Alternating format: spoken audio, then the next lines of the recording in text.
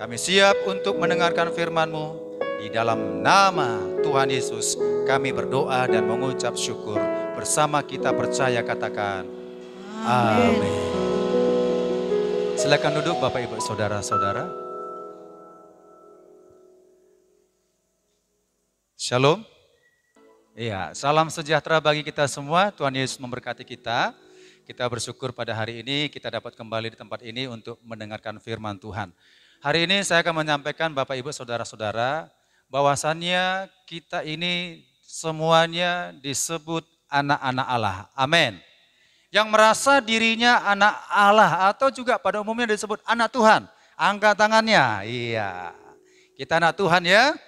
Nah, nanti akan saya jelaskan Bapak Ibu Saudara-saudara, kriteria anak Tuhan itu harus kita ikuti. Jangan hanya kita katakan saya anak Tuhan, saya anak Allah. Tetapi realita kehidupannya di balik itu bukan disebut anak Tuhan, anak Allah. Jadi saya akan terangkan Bapak Ibu Saudara-saudara bahwasanya kita ini anak-anak Allah. Dari perjanjian lama dan juga dari perjanjian baru, anak Allah itu sudah dijelaskan di Alkitab. Nah, mari kita lihat Bapak Ibu Saudara-saudara. Di Kejadian 6, kita lihat ayat ini, Kejadian 6 ayat 1 sampai 4. Mari kita lihat Kejadian 6 ayat 1 sampai 4. Kita baca ayat ini bersama-sama. Saya baca yang ganjil, Bapak Ibu Saudara baca yang selanjutnya yang genap. Ketika manusia itu mulai bertambah banyak jumlahnya di muka bumi, dan bagi mereka lahir anak-anak perempuan.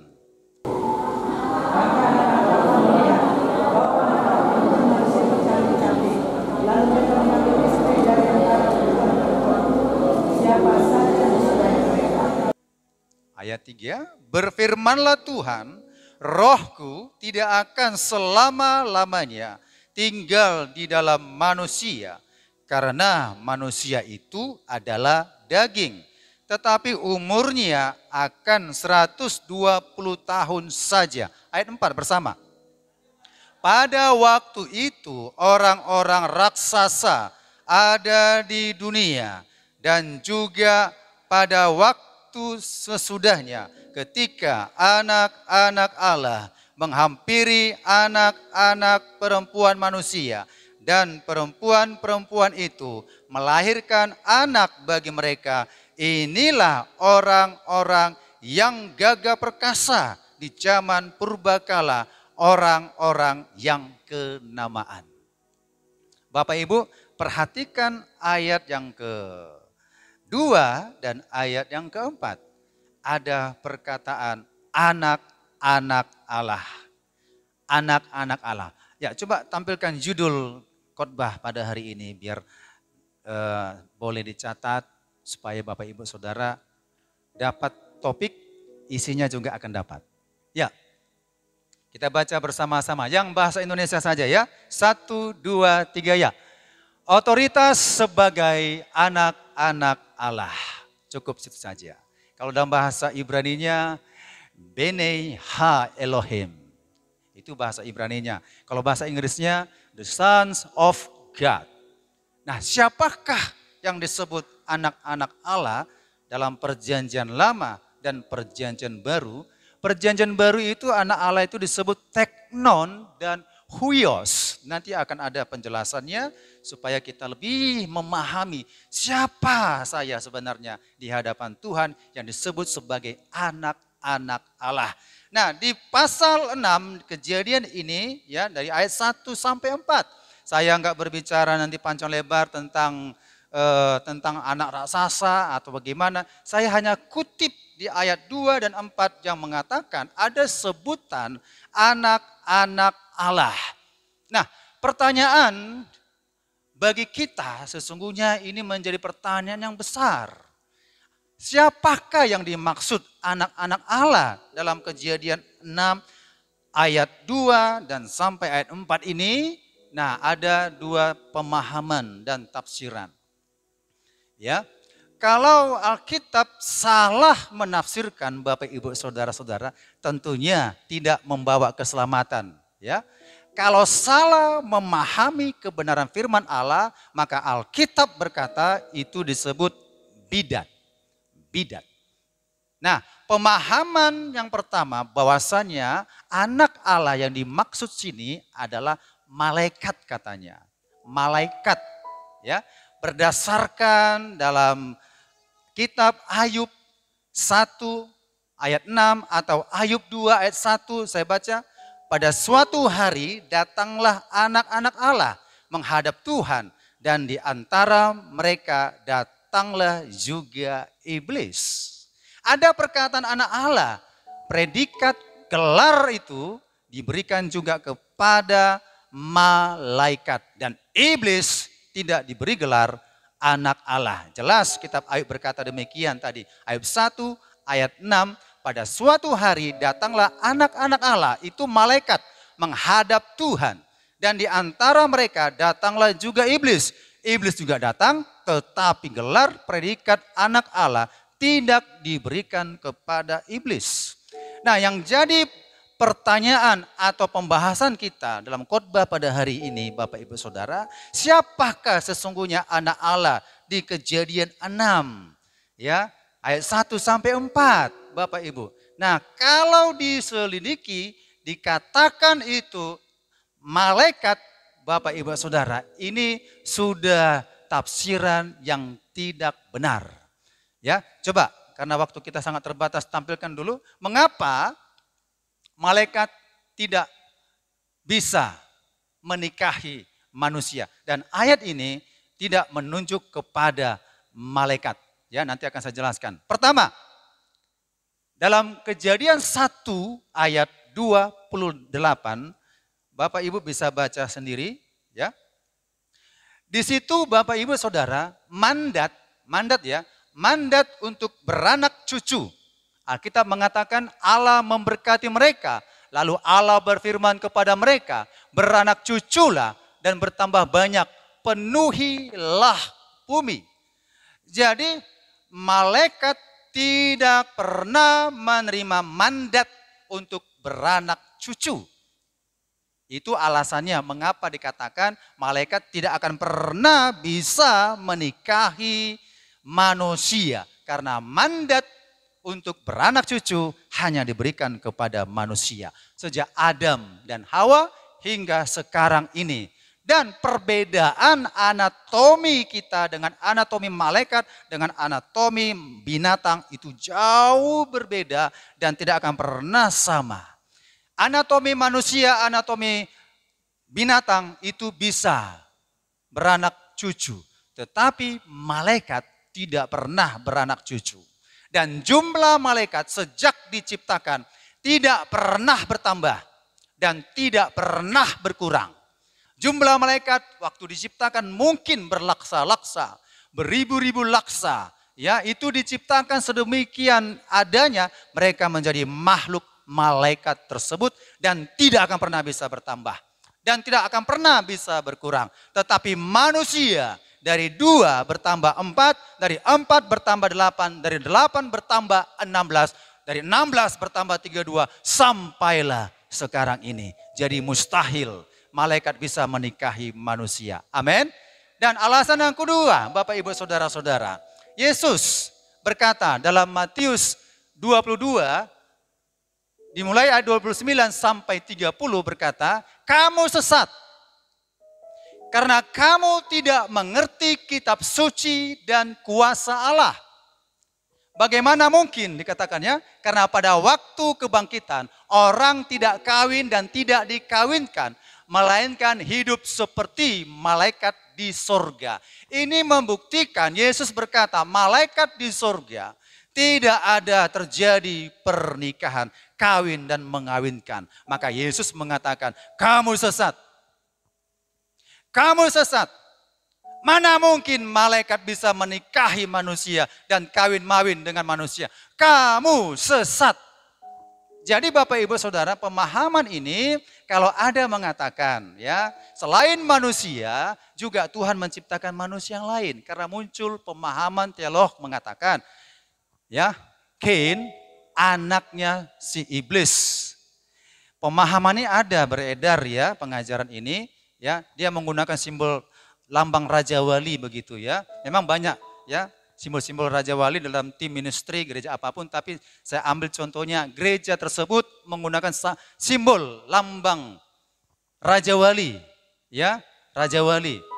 Nah, mereka mengaku pendiri mereka itu adalah nabi. Nanti kalau saudara dengar itu, saudara jangan terima pengajaran demikian. Salah satu isi pengajarannya bahwasannya Kain itu hasil pernikahan antara iblis dengan Hawa, maka lahirlah Kain.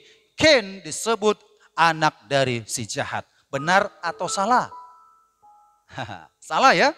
Itu udah muncul Bapak Ibu. Hati-hati kita jebakan tersebut. Jadi kalau kita pegang firman Allah, tidak akan pernah malaikat bisa menikahi manusia. Titik. Tidak perlu koma-koma lagi. Titik kata Alkitab. Gak perlu bimbang lagi. Titik. Yesus mengatakan manusia pada waktu dibangkitkan akan sama seperti dengan malaikat. Tidak menikah, tidak kawin dan mengawinkan. Amin. Ya. Alasan yang ketiga dalam Kisah Para Rasul 17. Satu ayat ini coba kita baca bersama-sama Bapak Ibu Saudara. Kita baca bersama-sama Kisah Para Rasul 17 ayat 26, 1, 2, 3 ya. Dari satu orang saja ia telah menjadikan semua bangsa dan umat manusia untuk mendiami seluruh muka bumi. Dan ia telah menentukan musim-musim bagi mereka dan batas-batas kediaman mereka. Bapak Ibu Saudara boleh tanda di situ dari satu orang. Dari satu orang. Dari satu orang. Kalau bahasa Inggrisnya one blood. Satu darah.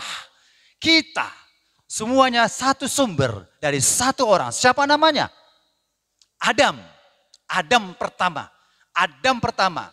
Ya, dari satu orang Adam, Bapak Ibu Saudara, maka diambil secara kuasa Tuhan. Adam rusuknya diambil. Kalau bahasa pengetahuan sekarang disebut cloning. Cloning, diambil bagian tubuh kita itu menjadi sama seperti kita, itu disebut cloning. Sudah ditemukan ya caranya dan teknisnya. Diambil sel manusia atau sel binatang, sudah dicoba domba ya tanpa ada perkawinan bisa diciptakan domba yang hidup. Itu namanya cloning. Nah, Adam diambil tulang rusuknya, maka Tuhan memberikan kehidupan. Dari tulang rusuk itu, maka terciptalah seorang perempuan. Haleluya. Adam pertama, Bapak Ibu Saudara pasti terkejut. Ya, pasti terkejut melihat makhluk yang satu ini gitu ya. Diciptakan satu lagi pasangan dalam kehidupannya. Maka Adam terkejut. Maka dilihatnya seorang wanita itu, wanita gitu ya. Kalau bahasa Inggrisnya, wow man gitu. Jadi ada ekspresinya begitu ya. Diciptakan Hawa. Dan dari Hawa lahir lagi siapa? Kain dan Habel. Bapak Ibu Saudara. Jadi dari Hawa dari mana? Hawa dari Adam. Dari satu orang. Maka Tuhan membuat lebih banyak lagi. Jadi tidak ada mungkin di luar manusia seperti kita manusia lagi. Kalau saudara belajar ya tingkat SMP, masa SMP itu ada namanya Pithecanthropus erectus ya. Pernahnya belajar SMP sejarah ya. Manusia purbakala. Manusia purbakala itu menurut teori Darwin berkata, manusia purba itu berasal daripada monyet. Dari monyet berevolusi terus menjadi manusia seperti kita. Nah pertanyaan, apakah betul saya berasal dari monyet? Betul? Enggak lah yo. Kita berasal dari Adam. Boleh Bapak Ibu Saudara kita belajar pengetahuan. Boleh. Tapi pengetahuan kalau enggak seturut dengan firman Tuhan itu menyesatkan. Membuat kita menjadi ateis. Salah satu ajaran ateis bahwasannya mereka tidak percaya kepada Tuhan. Dan tidak percaya bahwasan manusia itu dari Adam. Mereka berkata, teori evolusi berkata dari makhluk sejenis monyet. Sementara kita adalah manusia berasal dari Adam. Jadi kalau ada seperti itu, saudara jangan bingung. Oh itu manusia raksasa-raksasa, sama seperti kita, ditemukan di Jawa, ditemukan di Amerika, ditemukan di mana-mana, ada makhluk seperti itu. Pertanyaannya, apakah itu manusia atau bukan? Kalau saya mengatakan itu memang disebut manusia, karena Tuhan tidak pernah menciptakan manusia yang lain. Tapi kemungkinan besar karena makhluk-makhluk seperti itu, ada istilah makhluk terkena kutukan. Ya kita nggak tahu. Dan kalau saudara percaya lagi mengatakan ada alien, itu sudah sangat menyesatkan. Alien tidak ada. Karena Tuhan Allah berkata tidak ada makhluk yang bisa bertambah-tambah. Alien katanya bisa bertambah jumlahnya. Bisa mati saudara. Tidak. Itu bisa saja penyamaran malaikat iblis. Yang menyamar menjadi malaikat maksud saya. Iblis bisa menjadi menyamar seperti malaikat. Nah Bapak Ibu Saudara, jadi kita berasal dari Adam ya, kita berasal dari Adam. Satu darah ya, dari darah Adam, kemudian dari Hawa terus sampai sekarang. Dalam Lukas 3 ayat 38, kita lihat dulu Lukas 3. Dapat ya? 1, 2, 3 ya. Anak Enos, anak Set, anak Adam, anak Allah. Istilah di perjanjian lama Bapak Ibu Saudara, anak-anak Allah itu adalah umat pilihannya. Dari satu generasi sampai Israel, itu umat pilihannya. Dari Adam disebut anak Allah, Set anak Allah, siapa lagi? Enos anak Allah, Kenan anak Allah, Mahalael anak Allah, sampai Nuh anak Allah, juga ada dikatakan kutipan Henok, juga ada anak Allah, sampai Yusuf dan sampai Yesus, sampai kita sekarang nanti saya jelaskan di perjanjian baru, kita disebut anak Allah. Jadi pertanyaan dalam Kejadian 6 ayat 1 sampai 4, siapakah yang dimaksud anak-anak Allah? Sudah jelas, Set adalah anak Allah. Ken bukan anak Allah. Ken tidak disebut anak Allah karena sudah membunuh adiknya Habel. Tidak punya predikat gelar anak Allah. Anak Allah terus digenerasikan kepada Set. Dan bertambah banyak jumlah generasi anak-anak Set. Bertambah juga jumlah generasi anak-anak Ken. Sehingga pada suatu hari anak-anak Set, anak-anak Allah melihat putri keturunan Ken. Maka terjadilah pernikahan campuran. Boleh menikah dengan seiman dengan tak seiman? Boleh? Tidak boleh.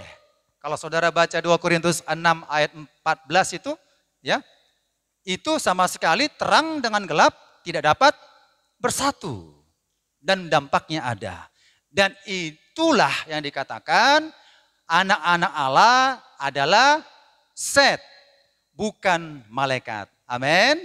Bukan malaikat. Nah, coba kita lihat hubungannya dengan perjanjian baru.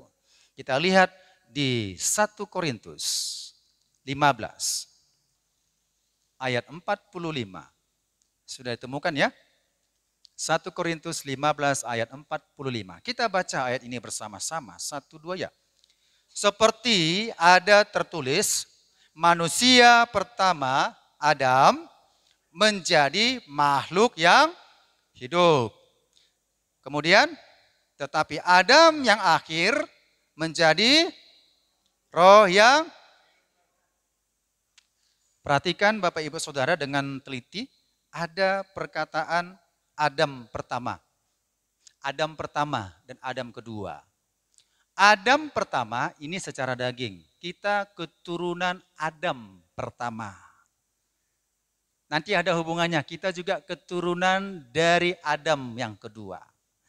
Adam pertama disebut adalah makhluk yang hidup. Makhluk yang hidup. Adam yang kedua atau Adam yang akhir adalah menjadi roh yang menghidupkan. Makhluk yang hidup, roh yang menghidupkan. Ada beda ya, makhluk yang hidup dengan roh yang menghidupkan. Makhluk hidup. Saya makhluk hidup Bapak Ibu Saudara adalah makhluk hidup. Adam pertama makhluk hidup. Tetapi Adam sebagai anak Allah bersama dengan istrinya mereka jatuh di dalam dosa.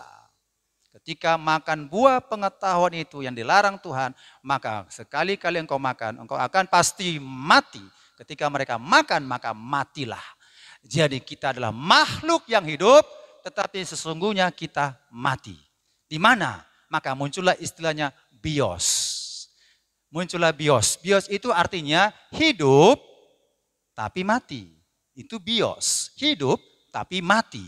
Maka kalau saudara pergi ke bioskop, nonton bioskop, ya, gambarnya hidup, orangnya asli, ya, nampak kelihatan, ceritanya bagaimana, hidup, Bapak Ibu Saudara-saudara, tetapi itu hanya layar lebar. Layar lebar sesungguhnya mati. Itulah kita. Maka dibutuhkan nanti kelahiran kedua. Kita disebut anak Allah. Nah, saudara-saudara, tapi Yesus roh yang menghidupkan. Roh yang menghidupkan, bahasa Yunaninya itu zoe. Zoe itu artinya hidup dan hidup kekal. Tidak ada istilah mati di dalam kehidupan. Tapi bios, dia hidup tetapi juga disebut mati. Maka saudara-saudara, secara lahiriah kita ini terbatas mati. Sampai kapan?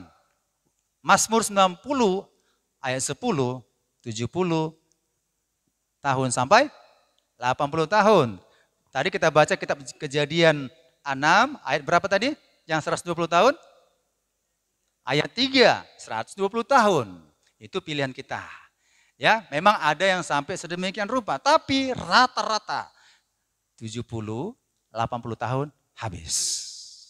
Kalau saudara kenal, ya, kenal dengan Bapak Pendeta Dr. Mangapul Sagala. Ya, dia pakar teolog, dia dosen, dia pendiri sekolah teologi. Hari Sabtu kemarin meninggal dunia. Genap usia 66 tahun. Ya, banyak berkat yang terima dari buku-buku teologianya, dari dia sebagai dosen, ya. Tetapi kontroversinya adalah dia nggak suka karismatik dan Pentakosta, itu aja. Ya, nggak suka dia itu. Karena kalau dibahas nanti tentang bahasa roh, mukjizat, aduh, saya baca postingannya, aduh udahlah itu urusan dialah. Ya, saya komen pun saya jelaskan, ya mau terima nggak terima ya silahkanlah. Nah, genap di usia 66 tahun, hari Sabtu di tanggal 6 meninggal dunia. Ini membuktikan secara manusia, keturunan Adam hidup, tetapi suatu saat mati. Tetapi Adam kedua memberikan kehidupan dan kita hidup kekal bersama-samanya di sorga. Amin ya. Nah, jadi jangan sombong Bapak Ibu Saudara-saudara, suatu hari kelak kita akan meninggalkan dunia ini. Gak tahu kapan. Bisa di usia muda, bisa di pertengahan usia, bisa di akhir usia, dan bisa mungkin mencapai 80, 90, ya silahkan. Tetapi semuanya itu kita pergunakan selama hidup untuk kemuliaan bagi nama Tuhan. Amin ya. Nah Bapak Ibu Saudara, jadi maksud saya di sini bahwasannya Adam pertama tidak menjanjikan kehidupan yang kekal. Adam kedua menjanjikan roh yang menghidupkan. Apa kaitannya dalam perjanjian baru disebut anak-anak Allah? Ya, ini spesial bagi kita. Kita baca Yohanes 1 ayat 12. Tetapi semua orang yang menerimanya diberinya kuasa supaya menjadi anak-anak Allah, yaitu mereka yang percaya dalam namanya. Ayat ini sering memang kita baca, kita hafal, mungkin salah satu ada untuk anak-anak berliturgi, Bapak Ibu Saudara, tapi ingat maknanya sangat luar biasa. Saya baca ulang. Tetapi semua orang yang menerimanya diberi apa? Kuasa. Diberi kuasa itu otoritas. Diberi kuasa itu apa Bapak Ibu Saudara? otoritas. Bangga enggak? Siapa yang memberi? Roh Kudus yang memberikan otoritas. Kita sudah memiliki predikat gelar anak-anak Allah. Syaratnya apa yang pertama di sini dikatakan? Ya, supaya menjadi anak-anak Allah, yaitu mereka yang percaya dalam nama siapa? Nama Yesus. Yang percaya dalam namanya. Namanya. Jangan saudara Bapak Ibu percaya nama di luar Yesus yang menyelamatkan. Nama di atas segala nama. Nama di atas segala nama. Nama di bumi ada pejabat-pejabat yang hebat ya. Mau Jenderal Sambo silahkan, hebat gitu ya. Gak apa-apa. Tapi nama di atasnya lagi ada nama lagi. Di atas nama Pak Jokowi yang berkuasa di bumi ada lagi nama. Nama. Filipi 2 ayat 9. Coba kita lihat. Di atas nama itu siapa dia? Ya. Oke, yuk kita baca bersama-sama. 1, 2 ya. Itulah sebabnya Allah sangat meninggikan dia dan mengaruniakan kepadanya nama di atas segala nama. Lanjut.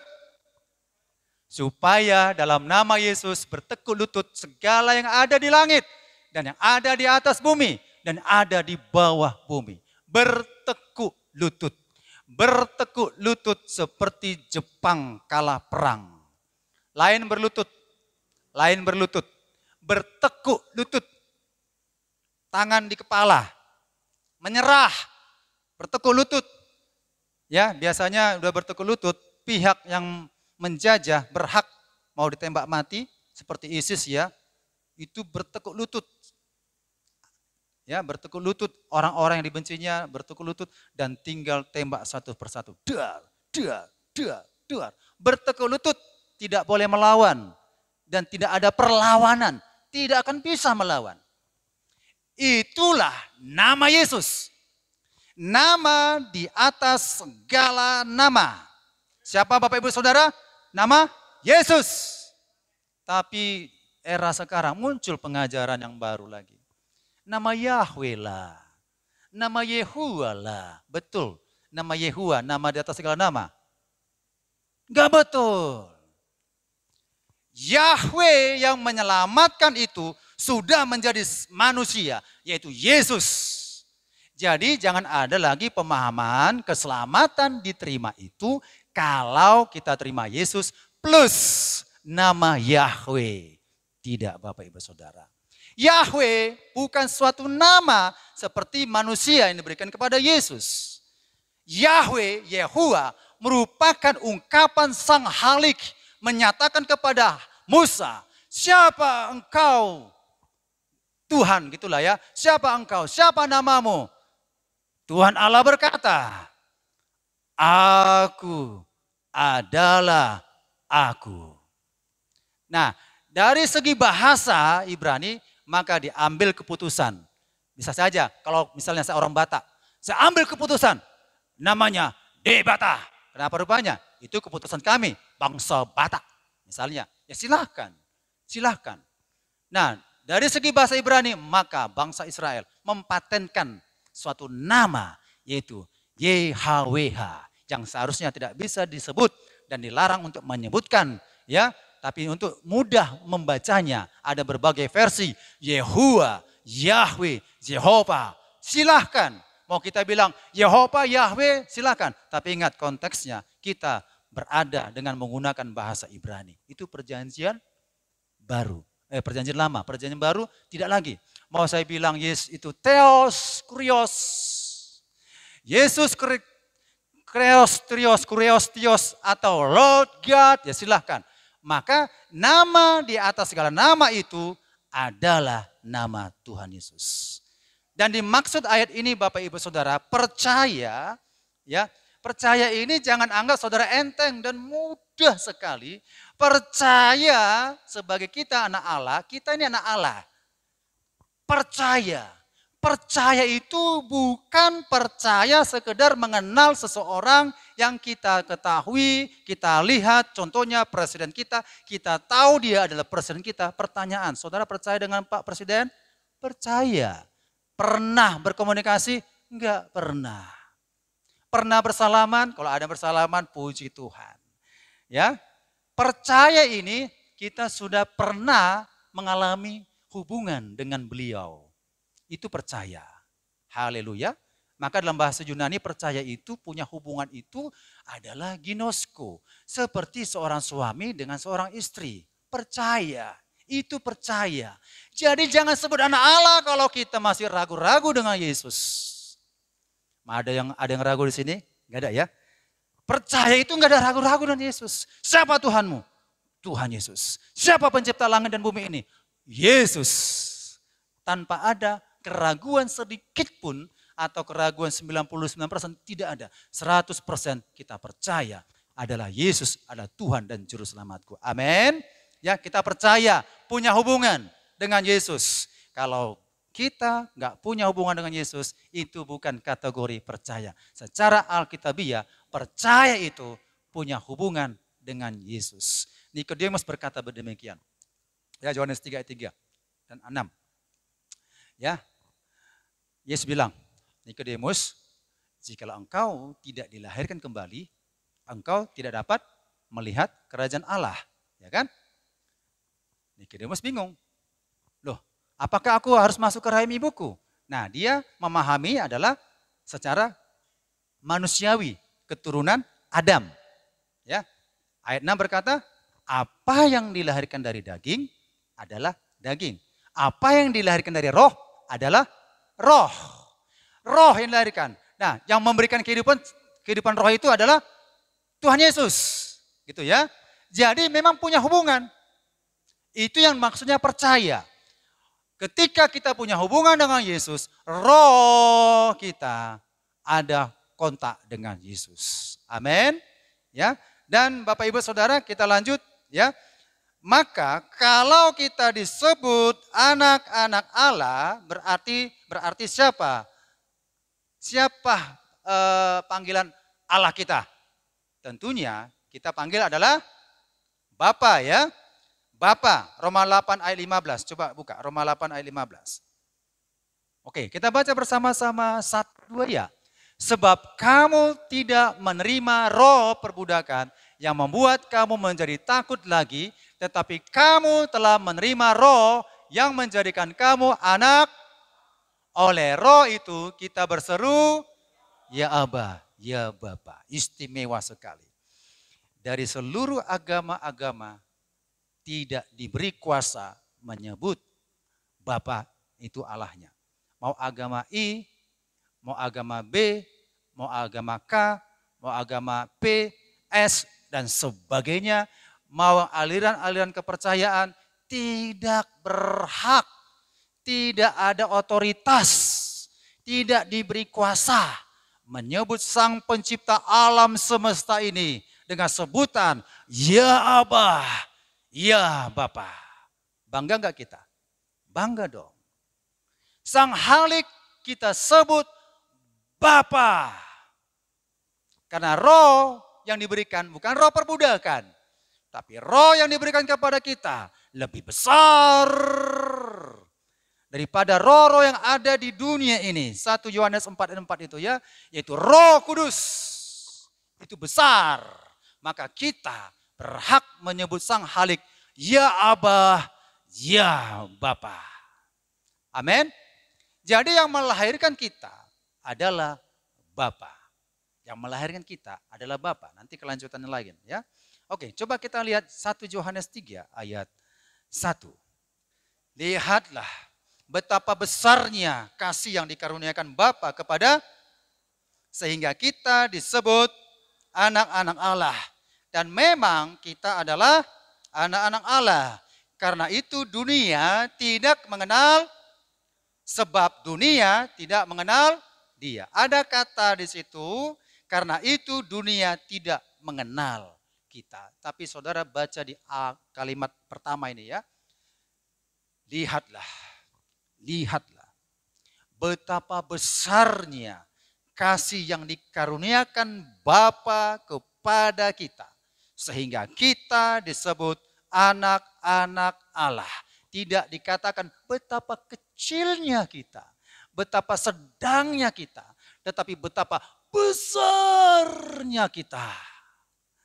Maka ayat muncul Yohanes 3:16, karena begitu besar kasih Allah akan dunia ini, sehingga ia mengaruniakan anaknya yang tunggal, supaya setiap orang yang percaya kepadanya tidak binasa, tetapi memperoleh hidup yang kekal. Betapa besar, berarti Bapak Ibu Saudara, kasih karunia Allah itu mahal dan besar. Jangan pandang kasih karunia Allah itu betapa besar itu gratis cuma-cuma tanpa ada respon. Tidak. Anugerah yang diberikan Tuhan, ya, anugerah yang diberikan Tuhan yang sangat besar itu harus direspon. Kalau direspon itu disebut anak-anak Allah. Kalau tidak direspon itu bukan anak-anak Allah. Respon kita adalah ya betapa besar kasih Allah itu, anugerah yang diberikan sehingga kita disebut anak Allah, berarti kita pun responnya besar. Jangan responnya melet-melet. Ya, gereja sekali seminggu, ibadah yang lain tak mau diikuti, saudara, misalnya begitu. Kalau respon kita kepada Allah itu besar, saudara, apa yang diperintahkan oleh Bapa harus kita laksanakan. Amin. Ya. Apa yang dikatakan firman, kita harus respon. Nanti ada kaitannya. Apa yang disampaikan firman Allah, ini harus kita perbuat. Betapa besarnya. Ya, berapa harganya saudara-saudara? Yaitu seharga penebusan darah Tuhan Yesus. Nanti kita terima perjamuan kudus. Inilah bukti ya, betapa besarnya kasih Allah. Betapa besarnya kasih Allah sehingga kita disebut anak-anak Allah, Bapak Ibu. Nah, dalam 1 Yohanes 5 ayat 18, coba di ayat 18. Kita tahu bahwa setiap orang yang lahir dari Allah tetapi dia yang lahir dari Allah melindunginya dan si jahat tidak dapat mencamanya. Ya, lahir dari Bapa oleh kuasa Roh Kudus. Kita lahir dari Bapa oleh kuasa Roh Kudus. Kita disebut anak-anak Allah. Kita dilindungi dari kuasa-kuasa si jahat. Menjamah saja, iblis, setan, roh jahat tidak bisa menjamah kita saja. Ya, karena kalau kita disebut anak Allah, kita sudah dilindungi. Otomatis Bapak Ibu Saudara, aura kita adalah aura ilahi, bukan aura begu, saudara. Kalau paranormal, para dukun, ya, itu auranya aura kuasa iblis. Sehingga kalau kita bertemu dengan mereka, kita bisa merasakan. Kita bisa merasakan. Tapi kalau aura dari ilahi, itu hanya dimiliki oleh anak-anak Allah. Sehingga tidak bisa disantet, tidak bisa dipelet, tidak bisa diguna-gunai, karena kita disebut anak-anak Allah. Kita adalah menerima benih yang tidak berdosa. Ya, kita lihat 1 Petrus 1. Kita lihat 1 Petrus 1. 1 Petrus 1 ayat 3, 1, 2, 3 ya. Terpujilah Allah dan Bapa Tuhan kita Yesus Kristus, yang karena rahmat-Nya yang besar telah melahirkan kita kembali oleh kebangkitan Yesus Kristus dari antara orang mati kepada suatu hidup yang penuh pengharapan. Ingat ya, yang karena rahmat-Nya yang besar, bukan yang kecil, yang besar, telah melahirkan kita kembali. Ada benih yang diberikan kepada kita. Ayat 23, coba langsung ke ayat 23. Kita baca, 1, 2 ya. Karena kamu telah dilahirkan kembali, bukan dari benih yang fana, tetapi dari benih yang tidak fana, oleh firman Allah yang hidup dan yang kekal. Benih ya, saudara-saudara. Ada kata benih di situ. Nah, benih ini kekal. Yang maksud Tuhan, kita ini terima benih yang kekal. Benih yang abadi. Jadi kalau kita sudah dilahirkan kembali, kita menerima benih yang tidak akan pernah mati. Tapi benih itu muncul kehidupan. Roma 10 ayat 17 berkata, apa katanya? Iman timbul dari pendengaran akan firman Kristus. Benih firman itu, kalau betul kita dilahirkan ya, kalau betul kita dilahirkan, benih itu ada dalam diri kita. Dan benih ini tidak pernah bisa dijamah oleh dosa. Daging bisa dijamah dosa.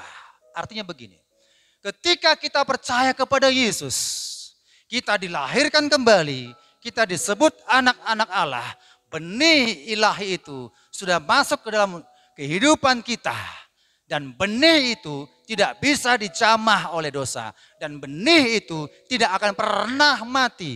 Benih itu akan bertumbuh menghasilkan. Akan bertumbuh menghasilkan. Tetapi karena kita ini kodrat manusia, benih Adam masih ada dalam kehidupan kita. Benih Adam itu kodrat manusia kita yang berdosa. Yang kadangkala kita jatuh dalam dosa.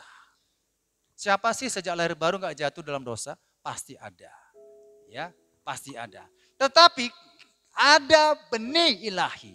Dari benih Adam yang kedua. Masuk dalam kehidupan kita. Sehingga ketika kita lemah. Ketika kita punya persoalan. Benih ilahi itu berbicara. Benih ilahi itu menyala-nyala berkata, anakku bertobatlah. Lakukan perintah Tuhan. Itu ada. Jangan ditolak. Itu benih. Benih ilahi itu ada setiap pribadi kita. Anakku rajinlah beribadah. Setialah baca Alkitab. Setia berbuat baik. Mengasihilah. Anakku ampunilah. Jangan lawan kejahatan dengan kejahatan. Tetapi kejahatan dibalas dengan kebaikan. Itu benih. Haleluya. Itu benih. Makanya dalam Lukas dikatakan Bapak Ibu Saudara-saudara. Lukas 8. Ayo Lukas 8 ayat 11. Nah kita baca ayat ini Bapak Ibu ya. 1, 2 ya. Inilah arti perumpamaan itu. Benih itu ialah. Sekali lagi katakan ya. Benih itu adalah firman Allah. Bersama-sama. 1, 2 ya. Benih itu adalah firman Allah. Ya. Kalau benih itu firman Allah, saudara-saudara, bertumbuh enggak? Bertumbuh. Benih firman Allah, satu-satunya benih yang tidak pernah mengalami kematian. Benih biji mangga, mati. Benih padi, mati. Benih apa saja yang ada di dunia ini, semuanya mengalami namanya kematian. Mati semuanya. Termasuk benih dari Adam. Kita ini benihnya Adam. Mati. Tetapi benih ilahi, firman Allah, tidak pernah mati. Haleluya. Makanya dalam Matius 20 berapa itu ya? Matius, kita bacalah Markus 4 itu ya. Markus 4. Di Markus 4 ayat 20, kita baca ayat ini. Markus 4 ayat 20. Dapat ya? 1, 2, 3 ya. Dan akhirnya yang ditaburkan di tanah yang baik ialah orang yang mendengar dan menyambut firman itu. Lalu berbuah, ada yang 30 kali lipat, ada yang 60 kali lipat, dan ada yang bertumbuh enggak? Bertumbuh. Itu benih ilahi. Benih ilahi itu hanya jatuh ke tanah yang subur, yaitu anak-anak Allah. Kalau enggak bertumbuh, bukan anak-anak Allah. Saya bicara berdasarkan Alkitabiah. Kalau di pinggir jalan, bukan anak Allah. Di tanah berbatu-batu, bukan anak Allah. Di semak belukar, bukan anak Allah. Anak Allah itu ketika benih firman Allah dijatuhkan, aku meresponnya. Aku mengerti. Aku melakukannya Tuhan. Bertumbuh 30. Proses. Gak langsung 100%. Enggak. 30. Bertumbuh lagi 60. Bertumbuh lagi 100 kali lipat ganda sampai sempurna. 100 kali lipat ganda itu saudara-saudara ketika Yesus datang. Kita disempurnakan 100% masuk surga. Amin.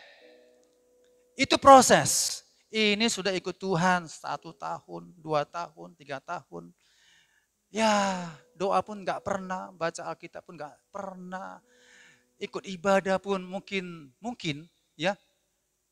Sebulan sekali, udah bangga itu, udah bangga sekali. Ya, nggak pernah ikut ibadah mesbah dupa, nggak pernah ikut ibadah KPA, bangga sekali. Saudara, benih firman Allah ditaburkan di mesbah dupa, benih firman Allah ditaburkan di KPA, benih firman Allah ditaburkan dalam ibadah raya. Respon nggak kita? Kalau kita respon, itu disebut anak-anak Allah. Tetapi kalau Bapak Ibu tidak merespon, itu anak-anak gampang. Notos, bahasa Yunaninya. Notos, anak-anak Allah disebut teknon dan huios. Teknon itu bermaksud artinya adalah generasi benih dari ilahi. Contoh, anak saya itu teknon namanya. Situmorang, itu teknon. Ya, teknon. Jelas, huios. Itu berbicara adalah ciri khas, karakter, sifat-sifatnya masuk gen ilahi. Gen ilahi ada dalam diri kita. Itulah anak-anak Allah. Kasih, sukacita, damai sejahtera, penguasaan diri. Buah roh itu ada dalam kehidupan kita. Itu disebut anak-anak Allah. Amin. Dari segi arti teknon dan huios. Itulah anak Allah. Tapi kalau notos, anak gampangan. Jadi jikalau Bapak Ibu saudara-saudara, ya, masalah tetap ada masalah. Problem tetap ada problem.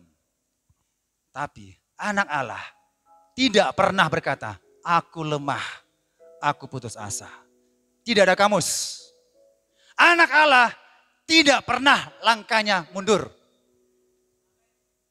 Ikut Tuhan tidak pernah mundur.